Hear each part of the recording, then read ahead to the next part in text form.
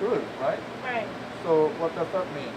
The labs are set up so that we have shared facilities where we do specific things like RNA work, DNA work, epigenetic work. So it's very flexible and also a very nice way to share methodologies. That's fantastic. Good for Yeah. you.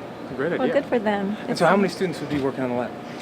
Generally, each of us has 6 to 8 students. And you get a chance to walk through the lab, seeing students that were just engrossed in their work, would look up and then quickly go back to work.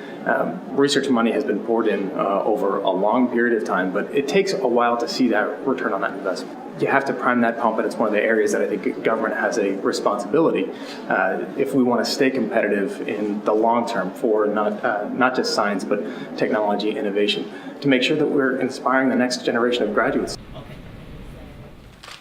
Thank you guys very much for making the time this afternoon. Concerns? Words of wisdom?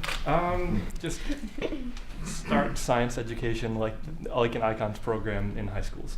It needs to be more of a part, like team building, problem solving skills at a younger age, because while I'm absolutely thrilled that I have this opportunity now, had I been given it in high school, I feel I'd be better prepared for my career as an engineer, where I'm going to have to work with scientists and engineers, my whole life. I agree with you 100%, and there are ways to engage kids in a manner that's going to excite them about learning about these topics. That's not just reciting, trigonometry formulas on a board. We're pushing as a country so much STEM science and majors and things like that, but I think that there's actually a lot of sort of unseen costs that make getting a STEM degree even more expensive than a lot of other degrees. For example, in the life sciences, our textbooks come out with a new edition every single year. I can easily spend $600 on textbooks in a semester.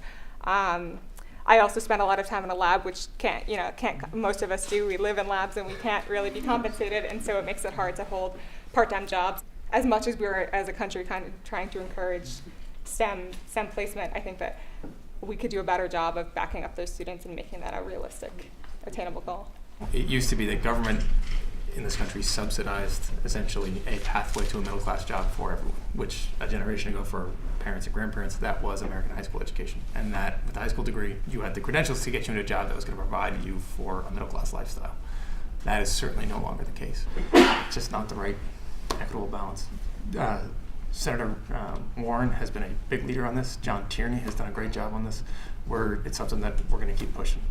As you have ideas, as you come up with challenges, as you've got additional suggestions, advice, criticism, let me know. It's the only way we can get to do this job right, and I've been doing it for all of a year. So I could use all the help we can get. So thank you guys very much for the time. We had a fantastic visit. I mean, the students obviously speak for themselves. Tremendously impressive, talented, dedicated, bright. I'm very excited to see what they go off and do and the problems that they solve in the future. Meeting the congressman, it was enlightening, it was helpful, and it was promising because I can tell that he actually is devoted to investing in STEM education and furthering this field and allowing for further progress in the scientific solutions.